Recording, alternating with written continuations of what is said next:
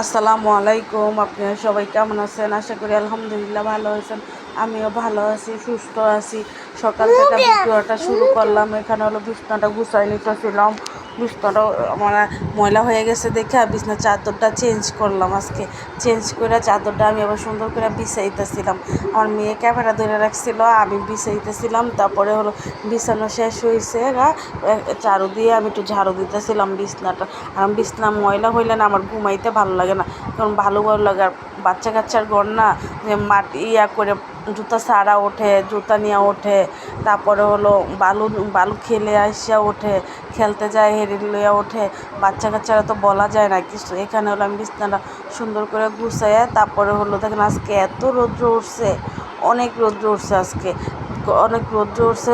তারপরে হলো বিছনাটা গুছিয়ে তারপর রান্না করতে চলে আসলাম। আপনারা বলবেন তো এটা কী মাছ বলেন? আমাদের দেশে এটা ট্যাংরা মাছ বলে, গুলশা মাছ বলে। আপনারা কমেন্টে বলবেন এটা কী মাছ বলে।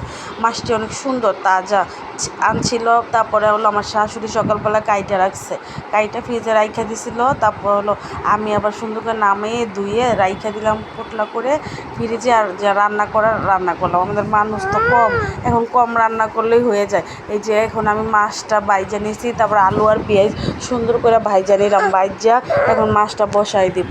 এখানে পরিমাণ মতন তেল দিয়ে দিলাম, তারপরে পেঁয়াজ কুচি দিয়ে দিব। পেঁয়াজটা কুচি করে তারপরে হলো এই যে এখানে হলো আমি পেঁয়াজটা ভাজা ভাজা হলে এক এক করে সব মশলা দিব। আর দুই দিন ধইরা গ্যাসে এত জ্বালাইতেছে, গ্যাস থাকেই না, অনেক কষ্ট করে রান্না করতে হয়। এই আগে আবার একটু গ্যাস ভালো ছিল মাঝখান দিয়ে, আর এখন আবার দুদিন ধরে অনেক জ্বালাইতেছে গ্যাস। এখানে লবণ আদা রসুন বাটা দিয়ে দিলাম, লবণ দিয়ে দিলাম, পানি দিলাম আর অল্প পরিমাণে। তারপরে হলুদের গুঁড়া দিব 2 চা চামচের মতন। তরকারিটা অনেক মজা হয়েছিল। তারপরে হলো 2 চামচ হলুদ দিয়ে তারপরে মরিচ দিব, ধইনা দিব। এখানে এটা দিয়ে এটা কষাবো। কষানোর পরে হলো আমি আলুটা বাইজা রাখছিলাম সেই আলুটা দিয়ে দিব। আর কষাইলে যত বেশি কষাবেন তুই খাইতে অনেক মজা লাগে। কম কষাইলে কম মজার স্বাদ পাবেন, আর বেশি কষাইলে বেশি। আর আমার তরকারি তো জাল না হইলে মজাই লাগে না। আমি তো অনেক জালের তরকারি খাই, জাল লবণ বেশি না হইলে ভাল লাগে না। এখানে হলো এটা কষানো হয়ে গেছে। এখন আমি তরকারি দিই, আলু আর পেঁয়াজ ভাইজা রাখছিলাম, সে ভাজা তরকারিটা আমি এখানে দিয়ে দিব মাছ মশলাটির ভিতরে। তারপরে এটা আমি সুন্দর করে আবার কষাবো দিয়ে, মশলাটা দিয়ে নাড়াচাড়া দিয়ে সুন্দর করে কষিয়ে তারপরে হলো পানি দিব, গরম পানি দিব। গ্যাস যত চলে গেছে, আবার মেয়ের কোচিং আছে 1:30 বাজে, মেয়েকে স্কুল তো বন্ধ, মেট্রিক পরীক্ষা হচ্ছে দেখা। তারপরে মেয়েকে 1:30 বাজে আবার কোচিং নিয়ে যাইতে হবে। এখানে আমি পরিমাণ মতন পানি দিয়ে দিলাম। পানিটা দেওয়ার পরে হলো একটু ঢাইকা দিব, ঢাইকা দিয়ে উঠানি আসলে আমি মাছটি এখানে অ্যাড করব। আমি এই যে এটা সুন্দর করে আমি লাড়া দিতেছিলাম, নিচে লাইগা আছে নাকি, না লাইগা নাই। তারপরে হলো এই যে আমি এখানে সুন্দর করে দিয়ে তারপরে হলো এখানে আমি একটু ডাইকা দিব, হরা দিয়ে ডাইকা দেওয়ার পরে যে উচ্চানি এসে পড়ছে, উচ্চানি আসার পরে হলো এখানে মাছটি আমি ছেড়ে দেবো আস্তে আস্তে করে। মাছটি আমি বাইজে রাখছিলাম। মাছটি সবটি মাছের ভিতরে ডিম আছে। আমার ডিমওয়ালা মাছটা অনেক ভাল লাগে খাইতে। ডিম ছাড়া এই নতুন পানির মাছ তো ডিমওয়ালা সব মাছ। এখানে ডিমওয়ালা মাছ ভাল লাগে, অনেক ভাল লাগে আমার ডিমওয়ালা মাছ খাইতে। এখানে হলো এটা কাইটা দিয়ে দিলাম মাছটা দিয়ে তারপরে একটা টমাটো দিব।